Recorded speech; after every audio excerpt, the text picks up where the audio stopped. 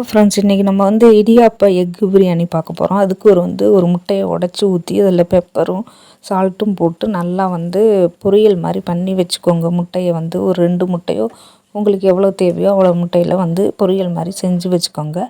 அடுத்து கடாயில் எண்ணெய் ஊற்றிட்டு கருவேப்பிலை போட்டுட்டு வெங்காயம், பெரிய வெங்காயம் பொடி பொடியாக நறுக்கி வச்சுருக்கேன், அதை போட்டு நல்லா வதக்கிடுங்க. இஞ்சி பூண்டு தட்டி வச்சுக்கோங்க. பச்சை மிளகாய் ஒரு 3 பொடி பொடியாக நறுக்கி போட்டுக்கோங்க. இஞ்சி பூண்டு தட்டி வச்சதை அதோடு போட்டு நல்லா வதக்குங்க. அதன் பிறகு நல்லா ஒரு பெரிய தக்காளி பழமாக எடுத்து நல்லா நறுக்கி வச்சு அதோடு சேர்த்து நல்லா வதக்கிடுங்க. எல்லாமே நல்லா வதங்கினதுக்கப்புறம் தேவையான அளவு உப்பு சேர்த்துக்கோங்க. உப்பு சேர்த்துட்டிங்கன்னா நல்லா வதங்கிடும். வதங்கினதுக்கு 1 டீஸ்பூன் மஞ்சள்தூள் போட்டுக்கோங்க. மிளகாய்த்தூள் 1 ஸ்பூன் போட்டுக்கோங்க.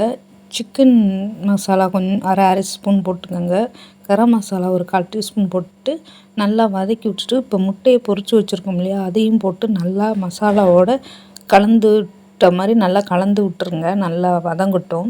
இப்போ இடியாப்பத்தை நல்லா அப்படியே தூள் பண்ணி வச்சுக்கோங்க. அதோடு சேர்த்து நம்ம இப்போ கலவையோடு சேர்த்து நல்லா கலந்து விட்டுறோம். கலந்து விட்டு ஒரு அரை ஸ்பூன் பெப்பர் பொடி போட்டுட்டு கொத்தமல்லி போட்டு நல்லா கலந்து விடுங்க. ஒரு 5 நிமிஷம் கலந்து விட்டுட்டிங்கன்னா சூப்பரான இடியாப்ப எக்கு பிரியாணி தயார்.